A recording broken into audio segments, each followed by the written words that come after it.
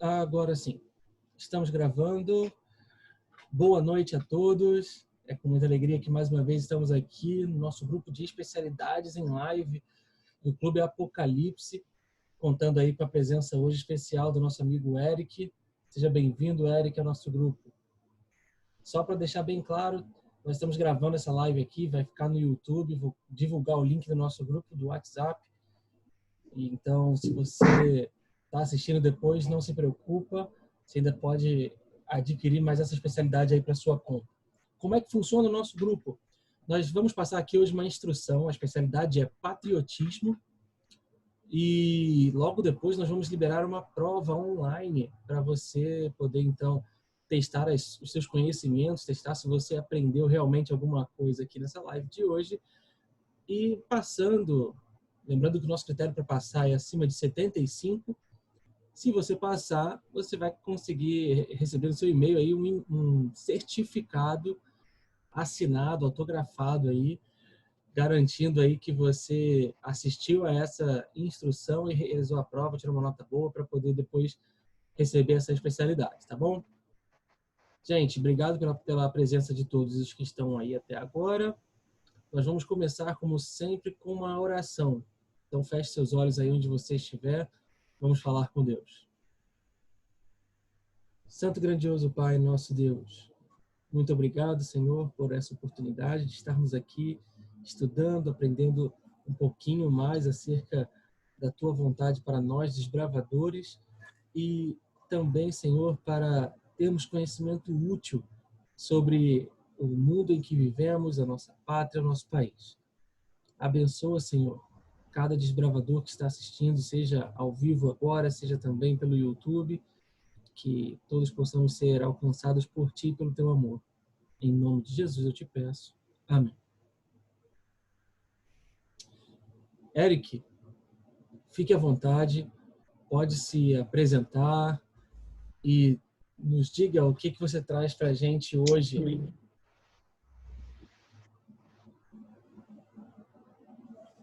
Tá, ok, então uma boa noite a todos, né? Ou bom dia, boa tarde para quem vai assistir depois. Muito legal estar poder participando aqui com vocês do Clube Apocalipse. Eu que fui um tempo aí do Clube Conquistadores de Auschwitz, já fui para Camporis com ônibus dividido com vocês. O clube sempre muito bem falado, muito forte lá da Igreja Ponte Chique. E agradecer aí o Ed pela... Pode falar. Só um comentário aqui, é uma iniciativa do Clube Apocalipse, mas não é só o Clube Apocalipse que está aqui não, tá? Nós temos aí o pessoal de outras igrejas, tem pessoal de Boa Esperança, pessoal de Corumbá, então nós temos representatividade de outros clubes aí junto com a gente. Legal. Tá, então, muito bacana então ver outros clubes participando aí. Bom, espero que a instrução de hoje é bacana. E eu vim com essa proposta de passar a especialidade de patriotismo, né? Porque a gente está vivendo um tempo aí de muita polaridade política, né? Muita gente fazendo confusão aí do que é ser patriota, o que não é ser patriota. Mas acho que dentro do Clube de Gravadores e também à luz da Bíblia, a gente vai encontrar aí um significado mais real do que Deus quer que a gente signifique aqui como patriota, como ser humano aqui na Terra. O pessoal que está aqui ao vivo aqui agora com a gente, no Zoom, se puder ligar aí a câmera de vocês para ver o post de vocês, seria legal. Se não puder também, não tem problema. Mas queria poder ver a participação de vocês aí. Mas se não puder também, não tem problema não, tá bom? Bom, a especialidade de patriotismo, ela tem 13 itens. E logo no primeiro item, já convidar o pessoal aí, pega um papel, uma caneta para poder ir anotando aqui, porque a gente vou tentar aprofundar um pouquinho mais não dar só aquela resposta direta, tá? Tentar aprofundar um pouquinho mais o conhecimento. No item número 1, pede para descobrir a origem do nome da língua oficial do nosso país, né? Nós estamos aqui no Brasil, a República Federativa do Brasil, mas como que se originou esse nome? Pois bem, a gente já sabe mais ou menos que, né, os portugueses deram esse nome para nossa terra aqui por causa da madeira lá do pau-brasil, que eles exploravam bastante na época do início ali da colonização, no século XVI. Mas um fato bem interessante que é pouco falado, até mesmo nas escolas, era qual era o nome dessa terra aqui dado, né, pelos nativos antes dos portugueses chegarem. Né, porque os indígenas moravam aqui, com certeza tinha um nome que eles davam. E esse nome se chamava Pindorama, no qual nós conhecemos agora como Brasil. Era como os indígenas chamavam aqui, que significa terra das palmeiras, tá bom? E o nome Brasil foi dado aí somente lá no ano de 1527, tá? Quando Pedro Álvares Cabral chegou aqui em 1500, até 1527 foram dados vários nomes para esse mundo, né, essa terra nova que eles tinham acabado de descobrir. Ilha de Santa Cruz, Terra de Santa Cruz, Novo Mundo, né, e tudo mais, até que em 1527 eles oficializaram como Brasil, né, fazendo referência aí ao Brasil, que era uma madeira muito abundante aqui na nossa terra e que os portugueses exploraram para poder extrair ali a seiva, a tinta que tinha dentro daquela madeira. Aí também pede para a gente descobrir a origem da língua oficial do nosso país. Bom, aqui a gente fala português do nosso país e interessante é que o português se tornou língua oficial somente em 1290 lá em Portugal. Até então, tinha uma mistura ali de latim clássico com latim mais coloquial, vamos dizer assim, e esse latim foi evoluindo até que em 1290 a língua portuguesa era uma língua muito rebuscada e usada muito para literatura, ela se torna a língua oficial do Reino de Portugal. E aí os portugueses trazem para cá em 1500 e começam ali no processo de catequização e tudo mais, passar essa língua para os nativos, para eles poderem falar não somente as línguas que eles falavam aqui, Tupi-Guarani e tudo mais, mas também poder falar o português. Então essa é a origem tanto do nome como da língua oficial do nosso país. Quer saber se alguém que está aqui ao vivo com a gente tem alguma dúvida, alguma pergunta, ou quer falar alguma coisa aí de curiosidade. Agora está muito fácil, né? Número 2. Até agora está molezinha. Saber que a língua portuguesa, porque a gente foi colonizado por Portugal, é mole.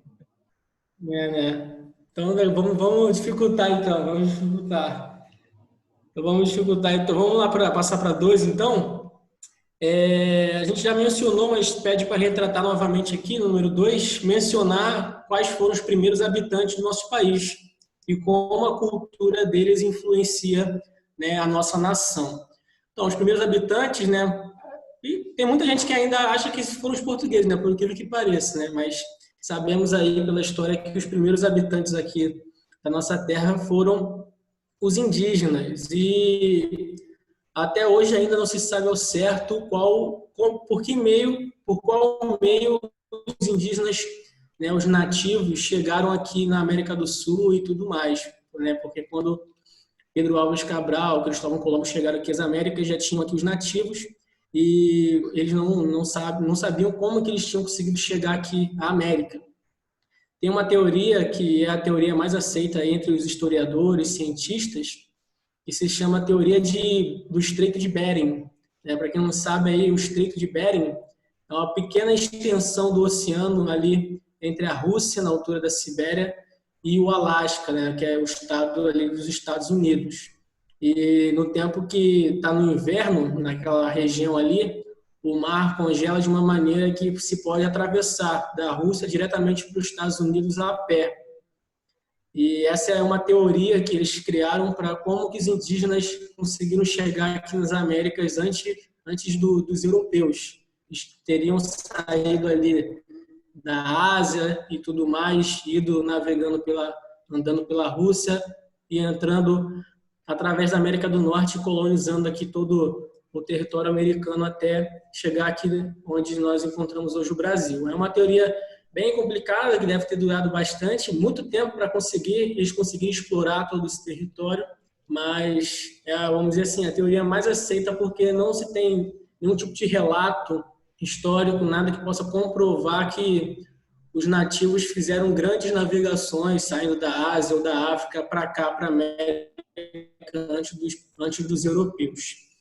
E a segunda parte, para dizer como que a cultura dos indígenas influenciou a nação, por mais que o número de indígenas, propriamente ditos, tenha caído relativamente nos últimos anos, a cultura deles ainda influencia muito fortemente a nossa vida indiretamente e a gente nem sabe, né? Como, por exemplo, a questão de deitar em rede, né? Quem não gosta de chegar num lugar fresco e tudo mais, botar uma rede, entardecer, ficar ali descansando e tudo mais. Então, esse costume de deitar em rede, descansar numa rede, é um costume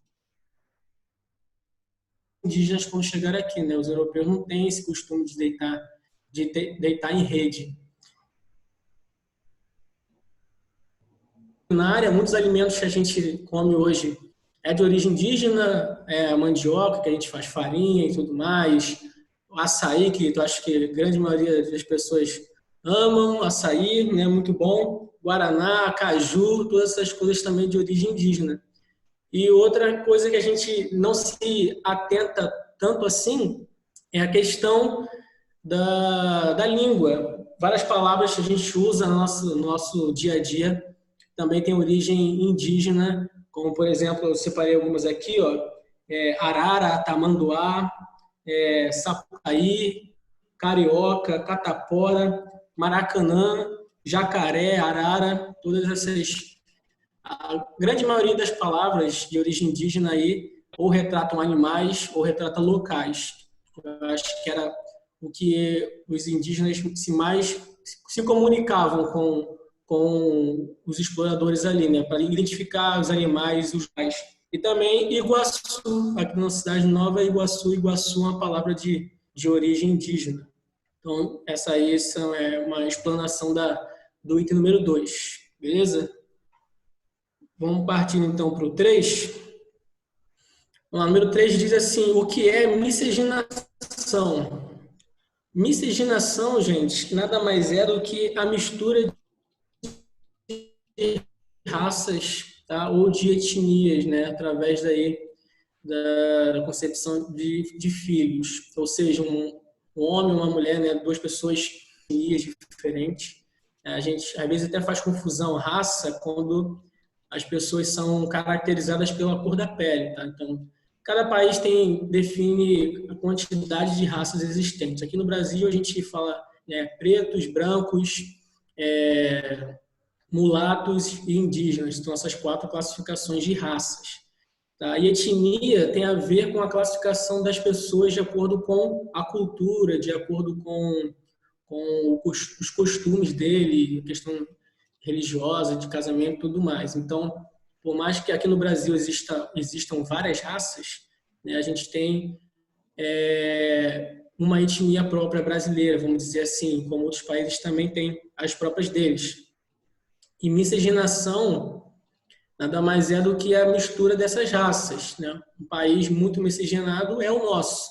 O Brasil é um país muito miscigenado, até porque nós tivemos aqui passando, vamos botar aí, nos últimos 500 anos, indígenas, portugueses, espanhóis, italianos, alemães, franceses, holandeses, africanos, tudo que é tipo, asiáticos. Então, quase o mundo inteiro, se quiser definir o que é o planeta Terra em tipos de pessoas, pode colocar o Brasil aí. Então, tem outros exemplos também, Estados Unidos, México, França é um país muito miscigenado também, ali é um país que tem bastante, que as pessoas saem muito da África, vão diretamente para a França. Então, você vê essa diversificação das raças dentro de um país que torna um país miscigenado.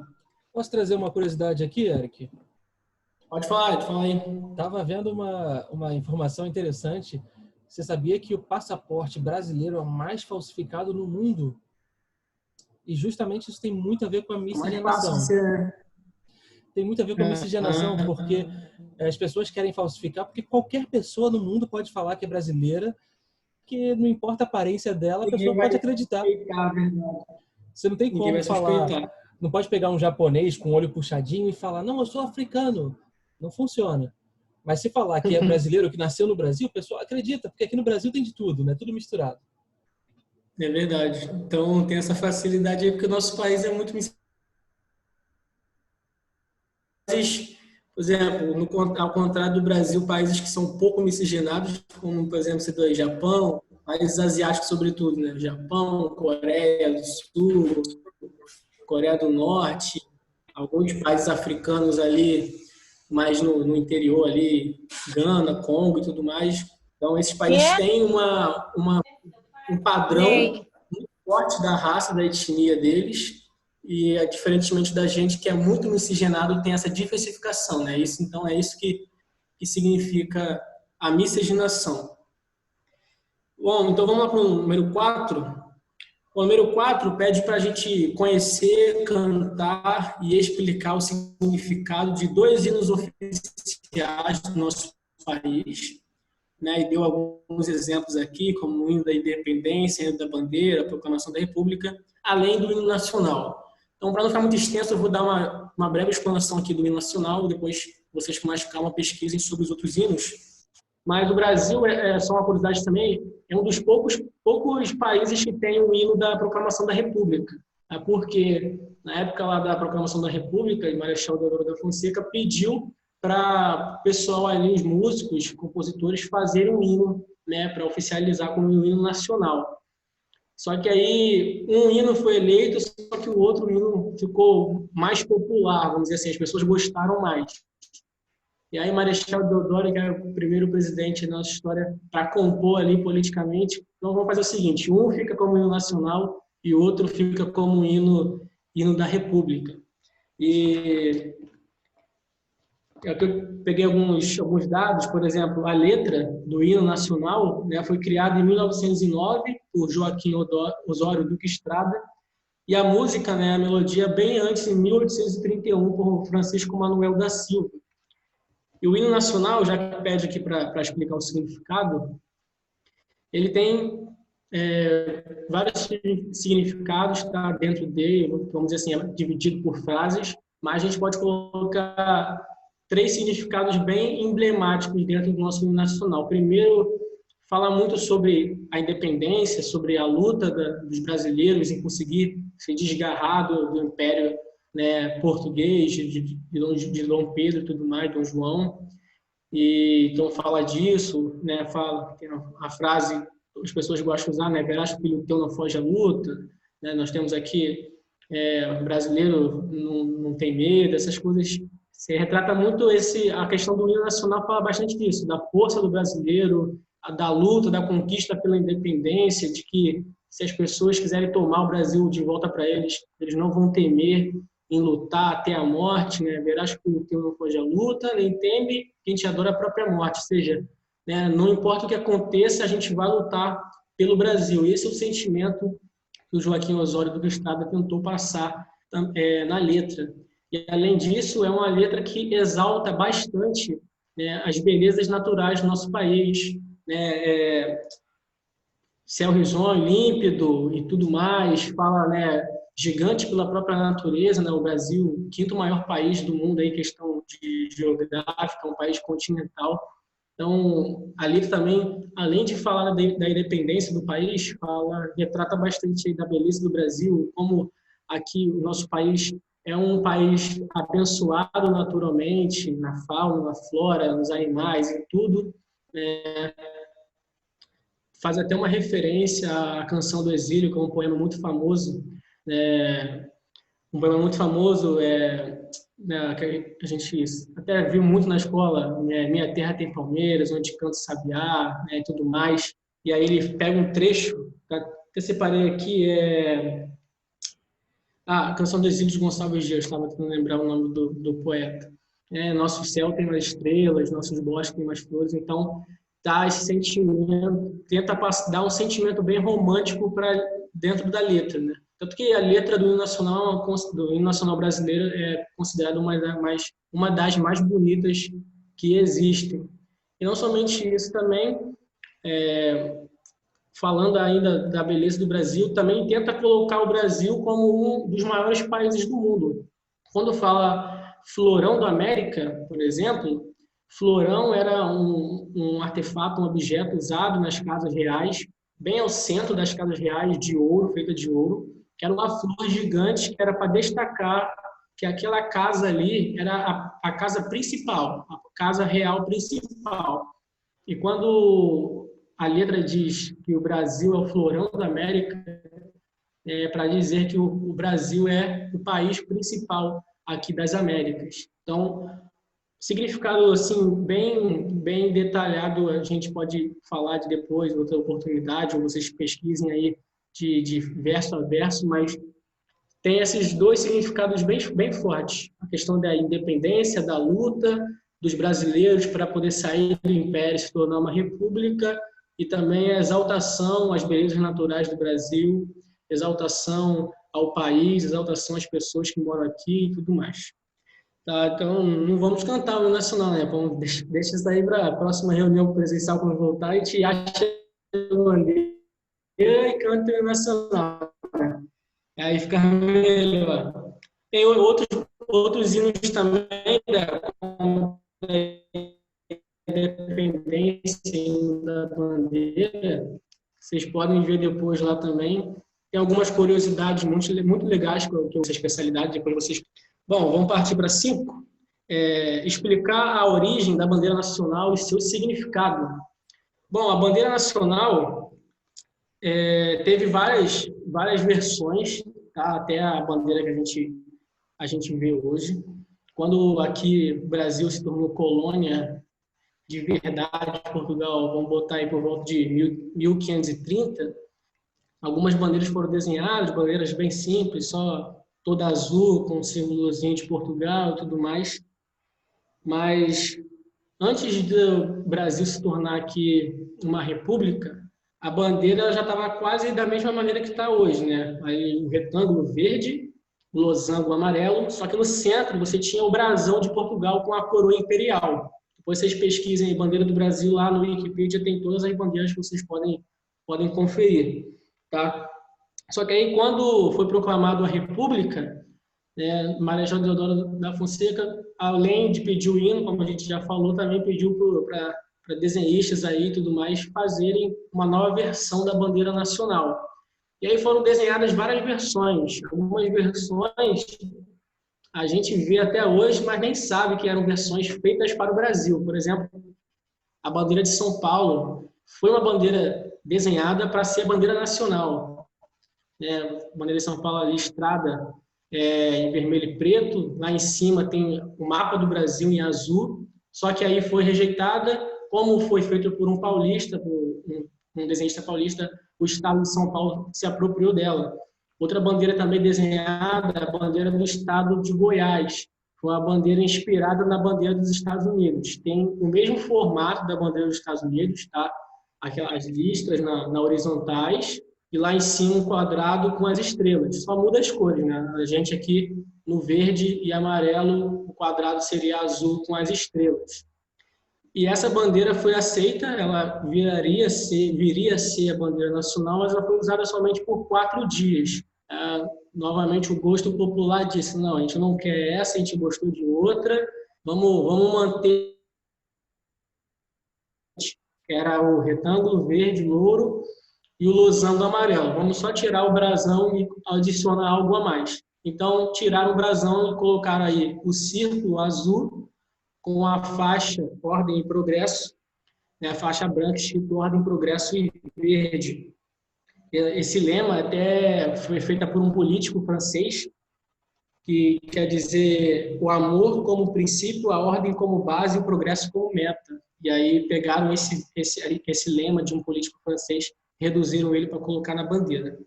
Uma coisa muito interessante é que a gente sempre aprende na escola, né, o significado das cores. Acho que todo mundo sabe o significado das cores do Brasil. Né? O verde significa as florestas, o amarelo significa ouro, o azul significa o céu e o branco significa paz. Mas a verdade é que a Constituição brasileira, desde a proclamação da República, nunca oficializou o significado das cores do Brasil. Isso não é oficial. Na verdade, as cores elas retratavam casas reais da época do Império, lá de Dom Pedro, Dom João também.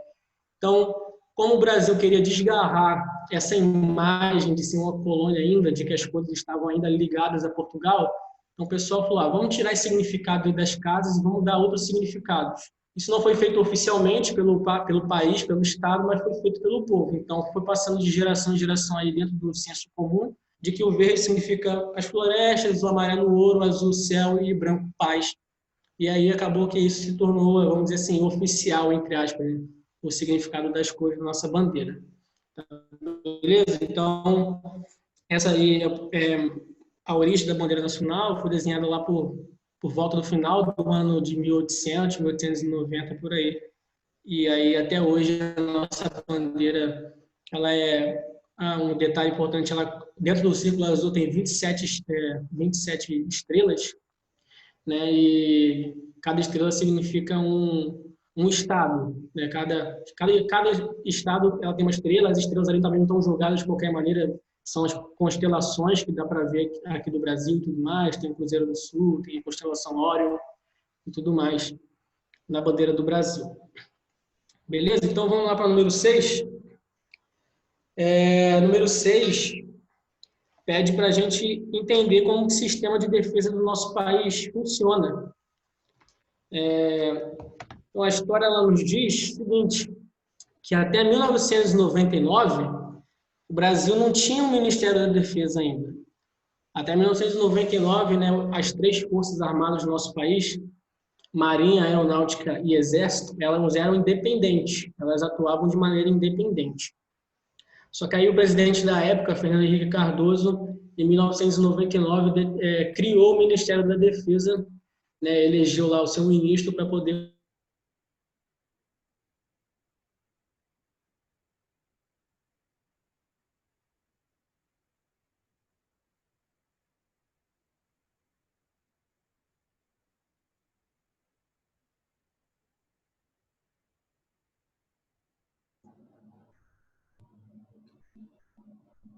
Eu acho que o Eric caiu.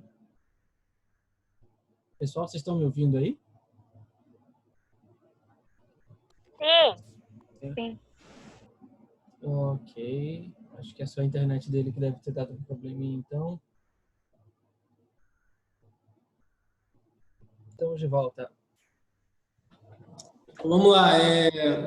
Próximo item, número 6, diz aí para a gente entender como que funciona né, o sistema de defesa do nosso país, o alistamento militar. Bom, como estava dizendo aí, até 1999 a gente não tinha um Ministério da Defesa no Brasil, né, as 3 forças armadas brasileiras, Marinha, Exército e Aeronáutica, elas eram independentes, tá? Elas atuavam de maneira independente, mas aí em 1999, Fernando Henrique Cardoso, presidente na época, criou o Ministério da Defesa, instituiu o ministro dele, então as 3 forças começaram a agir em conjunto para defender o nosso país. E a questão de alistamento, os meninos, quando fazem 18 anos, eles são obrigados a se alistarem.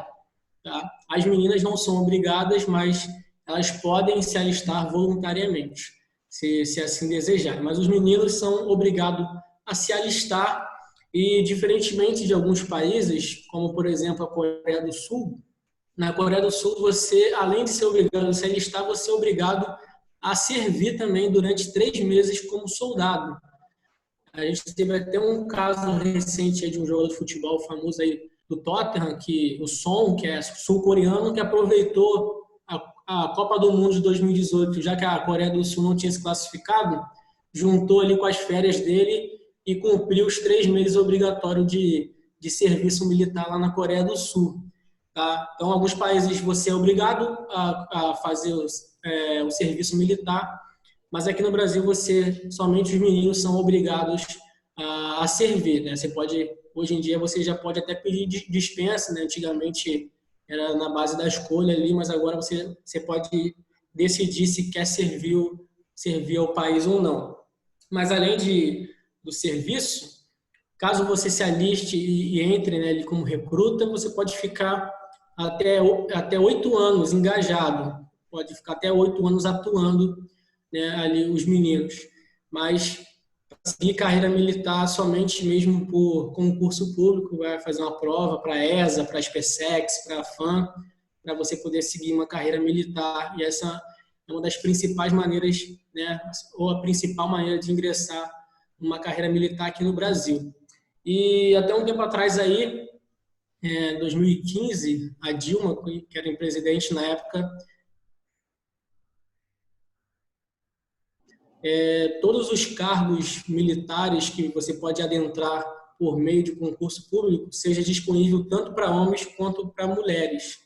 Né? Até aquela época, as mulheres só faziam prova para poder atuar na parte de saúde, na parte administrativa. Só que agora já está abrindo concurso público para infantaria, para cavalaria, artilharia, para as mulheres poderem ingressar também. E aí isso vai aumentando e abrindo, expandindo mais gradativamente. E até 2022, né, essa é a promessa que a lei passa para a gente, é que todas as vagas de provas que você pode entrar aí através de concurso público seja aberto tanto para homens quanto para mulheres. Tá bom? Vamos lá então para o número 7. Do seu país e como os representantes são escolhidos. Bom, a gente tem uma forma de governo aqui presidencialista, né? Nós somos uma república presidencialista. O que isso significa? Significa que o presidente, né, o atual presidente, o Bolsonaro, ele atua tanto como chefe de Estado como chefe de governo. Ou seja, ele cuida das coisas, ele é o representante do Brasil, tanto internamente como externamente também. Tem outros tipos de governo, por exemplo, um sistema semipresidencialista, o povo elege lá o chefe de Estado, que é o presidente, e o chefe de Estado ele escolhe um chefe de governo, que é o primeiro-ministro. Então, esse primeiro-ministro ele vai servir ali como intercessor entre a presidência e o Senado, a Câmara e a população propriamente dita. Tá? Nós temos também a República Parlamentarista, que o que acontece? O presidente é eleito, tá? O presidente é eleito, mas quem escolhe o primeiro-ministro daquele país é o povo. A gente tem, acho que o principal exemplo que a gente pode ter aí no mundo é a Alemanha, onde a principal figura alemã, né, atual é a Angela Merkel, né? Sempre quando tem reunião da ONU, a Alemanha está envolvida em alguma coisa, ela que representa a Alemanha. O presidente ele cuida de outras partes. Então, os dois poderes ali, o chefe de Estado e o chefe de governo, são separados e independentes. Também tem a monarquia parlamentarista, como na Inglaterra é assim. Você tem a Rainha Elizabeth servindo ali como chefe de Estado, cuidando da Inglaterra internacionalmente, e o chefe de governo, que é o Boris Johnson, que é o primeiro-ministro, cuidando da Inglaterra internamente. Mas aqui no nosso país já tentou se mudar para ser um parlamento aqui, mas o que está instituído até hoje é que nós somos uma república presidencialista, onde o presidente ele concentra aí tanto o poder do Brasil internamente como externamente, sendo chefe de Estado e chefe de governo simultaneamente, tá? E como eles são escolhidos por meio de votação, né? Todos têm o direito aí de votar, homens, mulheres, a partir de quando você faz 16 anos, você não é obrigado, mas você já pode votar. Aqui no Brasil acontecem eleições de 2 em 2 anos, né? Para presidente, depois para presidentes, deputados, senadores, e outros depois para vereadores e prefeitos. E aqui a gente tem o voto direto, você vai lá na urna eletrônica, coloca o número que você quer para representar o seu político e tudo mais. E aí, no primeiro turno, como foi na última votação para presidente, não basta ser primeiro colocado para levar. Você tem que ter mais de 50%. Por isso que nós fomos, por exemplo, lá na votação para presidente de 2018, nós fomos para o segundo turno, porque por mais que no primeiro turno o Bolsonaro tenha tido mais votos, ele não teve mais de 50% dos votos da população. E essa maioria simples, ela não é aceita no primeiro turno, tá? Ela só é aceita no segundo turno, que aí só tem 2 candidatos, aí obviamente quem tiver mais votos leva. Então, nós votamos assim, no primeiro turno, tu tem que você ficou em primeiro, mas teve menos de 50% dos votos, vai para o segundo turno com o segundo colocado. Ok? Número 8 pede para a gente saber o nome dos últimos 5 presidentes que nós tivemos aqui no nosso país. Então, nós temos atualmente aí o Jair Bolsonaro, antes dele tivemos o Michel Temer, antes também tivemos a Dilma Rousseff, anterior a ela tivemos o Lula e antes do Lula tivemos o Fernando Henrique Cardoso, tá bom? Esses foram os últimos 5 presidentes que o Brasil teve aqui.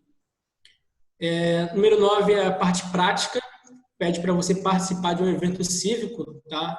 Ou patriótico, onde oficiais e representantes do governo estejam presentes. O mais comum que a gente participa aqui é 7 de setembro, né? Os bravadores sempre estão participando aí. Então, quando você... Tomara que em 7 de setembro desse ano a gente já possa desfilar, esteja tudo tranquilo para a gente poder desfilar. Mas, se não, fica para outra oportunidade. Acho difícil. Acho difícil, né?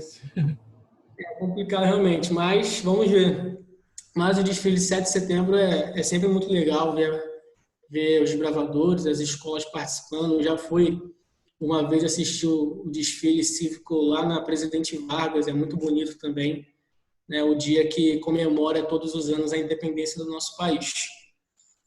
Bom, número 10 diz para a gente saber aí o que é o embaixador, né? E eu até coloquei aqui para uma curiosidade para diferenciar o embaixador de um cônsul. A gente às vezes faz um pouquinho de confusão. Bom, o embaixador, ele é um funcionário público, tá? Um funcionário diplomático, e ele responde, vamos dizer assim, pelo seu país em outros locais. A gente tem lá em Brasília, lá no Palácio da Alvorada, várias embaixadas espalhadas. Então, tem embaixada da China, do Japão, da Índia, da África do Sul, da Argentina, dos Estados Unidos.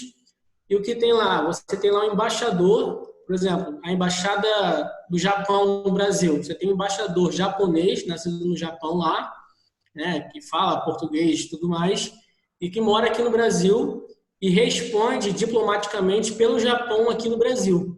Então, se o Brasil quiser negociar alguma coisa comercialmente com o Japão, quiser fazer algum tratado, uma lei de incentivo fiscal, que seja, qualquer coisa relacionada a 2 países, ao invés do Brasil aqui na imagem do presidente ou de outra pessoa ir até outro país, ele procura a embaixada, porque a embaixada tem esse poder de responder pelo seu país. Então, você pode procurar a embaixada japonesa aqui no Brasil para poder tratar de assuntos entre Brasil e Japão.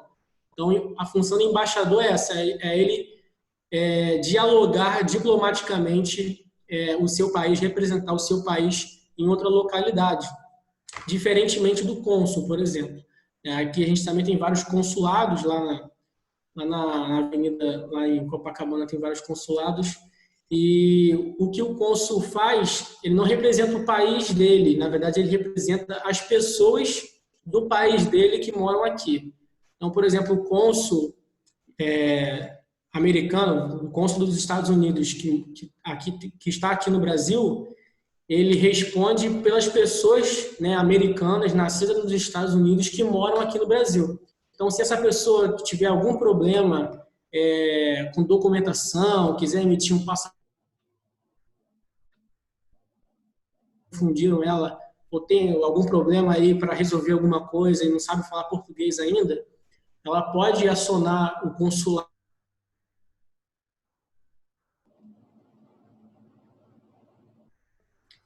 para resolver questões aqui no Brasil, né, pessoas dos Estados Unidos que moram aqui. E, além disso, o cônsul também ele representa as empresas americanas, por exemplo, que tem sede aqui no Brasil. O consulado também tem responsabilidade sobre elas. Então, o embaixador, ele mora aqui e representa o país dele, né, aqui no Brasil, e o cônsul representa as pessoas e as empresas do país dele aqui no Brasil.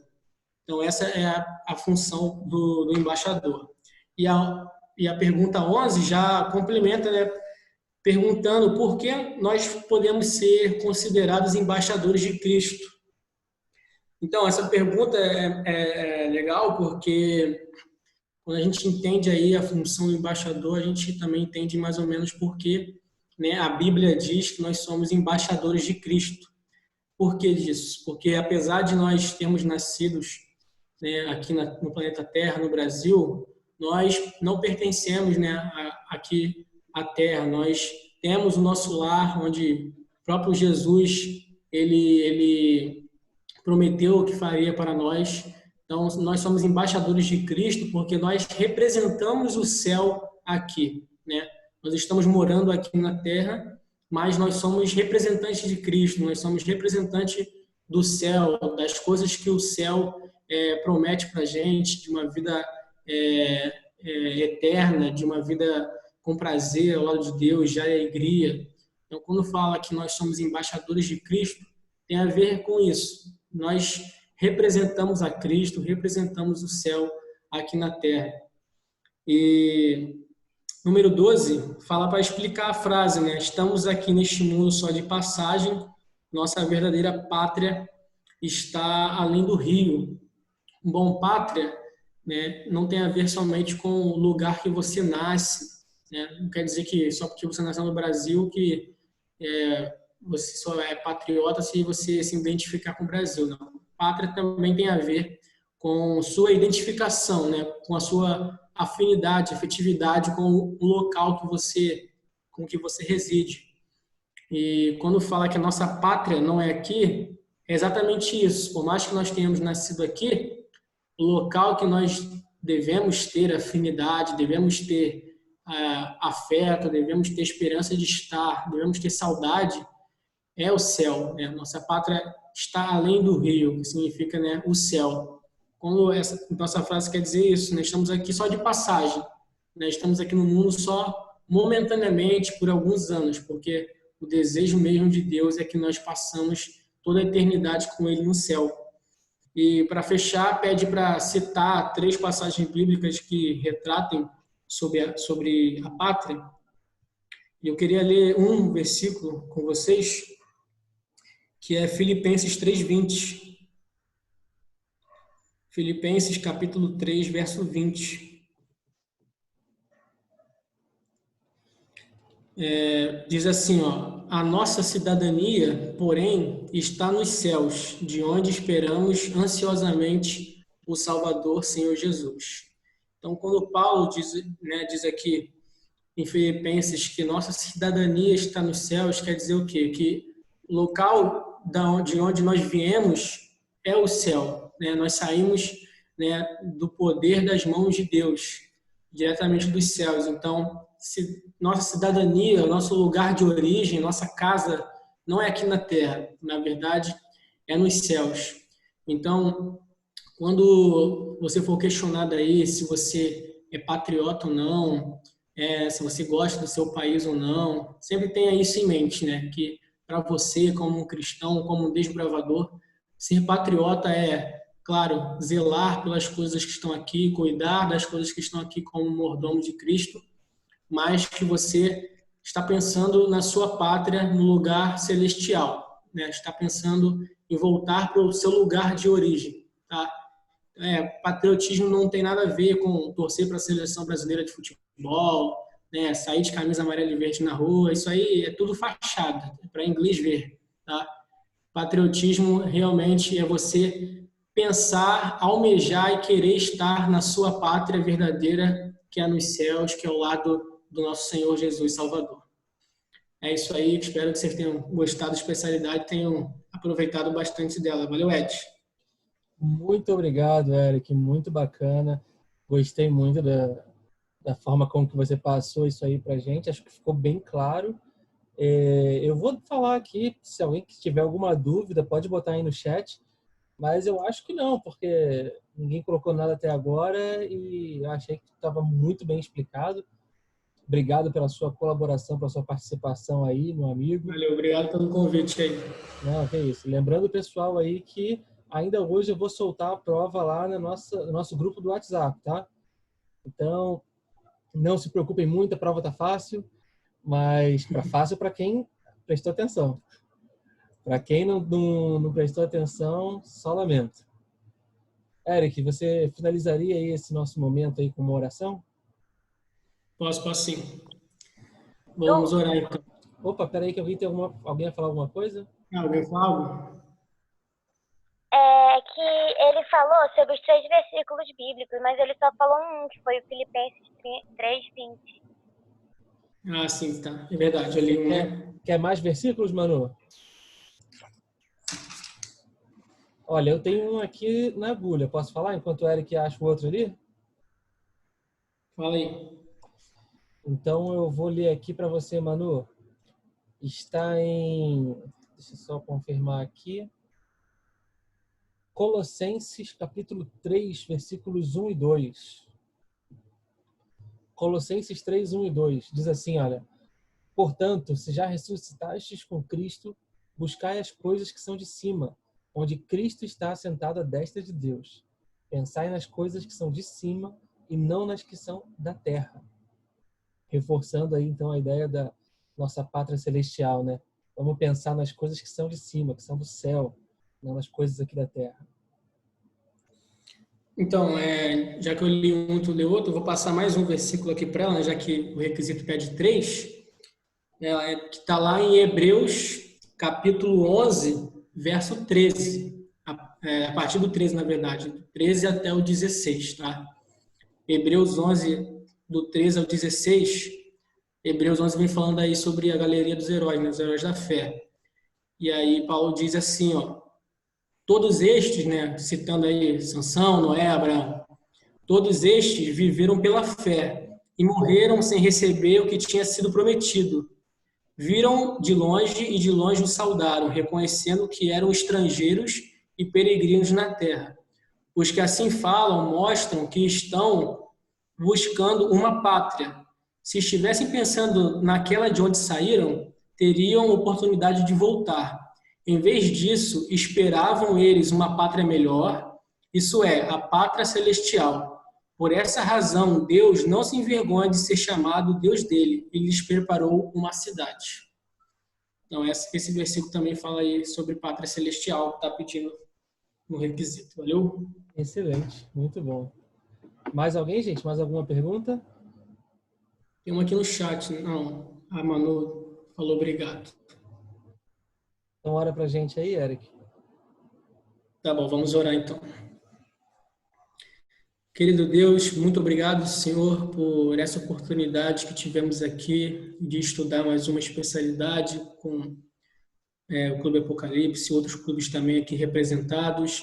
Abençoe, Senhor, especialmente cada desbravador, Senhor, desses clubes, suas famílias, as mantenham, Senhor, seguras durante essa pandemia e que o Senhor possa estar nos instruindo, Pai, para nós fazermos o melhor, fazermos a sua vontade.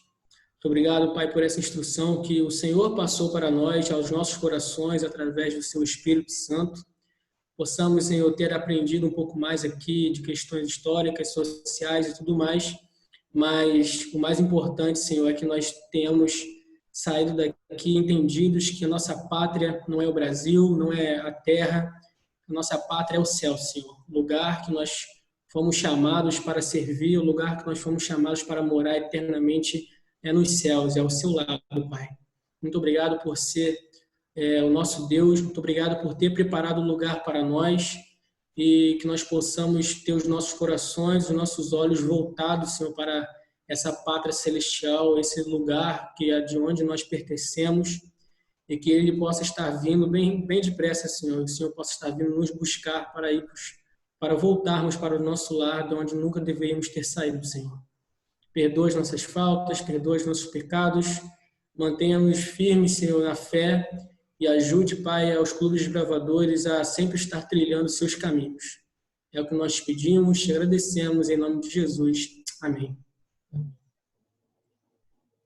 Muito obrigado, Eric. Obrigado, pessoal, que assistiu aí com a gente. Espero que todos tenham entendido, que todos tenham saído daqui um pouquinho mais conhecedores. Estou parando aqui a nossa gravação agora para a gente botar no YouTube. Muito obrigado, pessoal. Que Deus abençoe todos vocês e a gente se vê na próxima especialidade e vamos nos falando lá no WhatsApp, tá bom? Valeu, gente. Tchau, abraço.